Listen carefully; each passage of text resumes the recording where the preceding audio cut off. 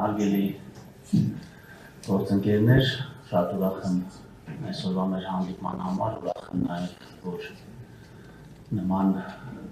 մեծ հետաքրքրություն կա մեր աշխատանքի նկատմամբ, ես նկատում եմ, որ վերջին տարիներին այդ հետաքրքրությունը գնալով աճում է և ուզում եմ հույս հայտնել նաև, հույս ունենալ, որ այդ հետաքրքրության աճումը պայմանավորված է նրանով, որ մեր ջանքերը Հայաստանի Հանրապետության ֆինանսական քաղաքականության, ֆիսկալ քաղաքականության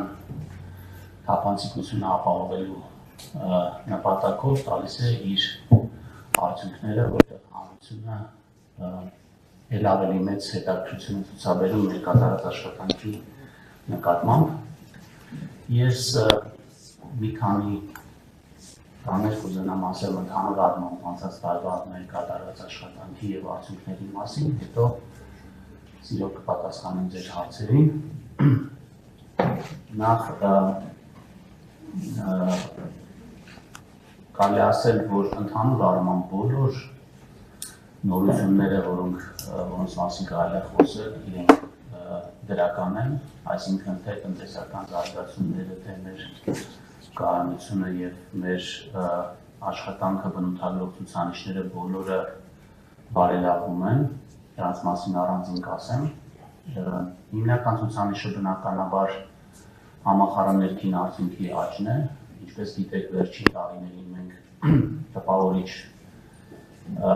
աճ ենք ունեցել այստեղ և ուրախ ենք նաև, որ այդ աճի միտումները շարունակում են լինել բարձր և դրանով է պայմանավորված նաև վերջին օրերին միջազգային վարկանիշային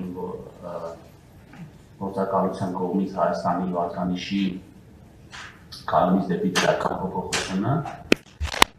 որովհետև խնդիրը նրանում է, որ երբ որ մենք ունենք մի քանի տարի բարձր աճեր, դրանից հետո աճի տեմպը այդ բարձր բազայի նկատմամբ թուլանում է, և մենք ուրախ ենք արձանագրել, որ 2025 թվականին մենք էլի շարունակում ենք լինել բարձր աճի տիրույթում, կունենանք հավանաբար 5-ից 5,5-6% շրջանում տնտեսական աճ, իհարկե դա նաև սպասում ենք վիճակագրական ծառայության վիճակագրական կոմիտեի հրապարակումներին, բայց ուրախ ենք, որ հունվար-նոյեմբեր ամիսներին մենք ունեցել ենք տնտեսական ակտիվության 8,3% աճ և միաժամանակ գնաճային միտումները եղել են թիրախին համապատասխան 3,3%-ի շրջանակում։ Մի էական կարևոր ցուցանիշը մեզ համար հարկերհնա բարելավումը, որը ավելին է եղել, քան պլանավորված է եղել 2025 թվականի բյուջեով, որովհետև մենք ամեն տարի թիրախավորել ենք 0,5%-ային կետով հարկերհնայի բարելավում և եթե ամեն ինչ մեր կանխատեսումների շրջանակում լինի, ամենայն հավանականությամբ մենք ունենանք 1%-ային կետով հարկերհնա բարելավում 2024 թվականի համեմատությամբ և կհասնենք արդեն 24,5%-ի, ինչը մեզ մոտեցնում է կառավարության 21-26 թվականների թիրախային 25% ցուցանիշին և ըստ էության 26 թվականին մեր առջև դրված խնդիրը կատարելը առավել հեշտ է դառնում։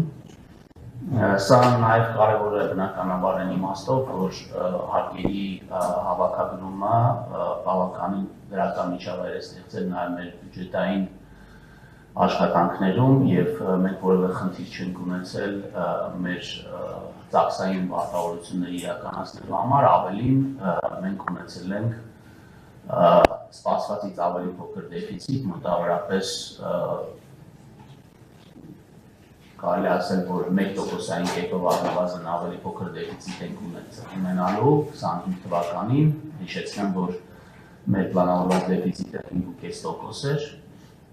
եւ բնականաբար սա իր դրական ազդեցություն է ունենալու նաեւ պարտքի վրա, որովհետեւ եթե մենք պլանավորում էինք պարտքը 2025 թվականի վերջին կանցնի 50%-ից, ես խոսում կառավարության պարտքի մասին, ապա ամենայն հավանականությամբ մեր հաշվարկներով կառավարության պարտքը մոտ կլինի 48.7%-ի, հիշեցնեմ, որ անցած տարվա 24 թվականի ավարտով կառավարության պարտքը 48% էր։ Սա բնականաբար նաև իր դրական ազդեցություններն է ունենում մեր պարտքի սպասարկման վրա, ընդհանուր շուկայի դիտումների վրա, որի մասին ես հետելի կխոսեմ։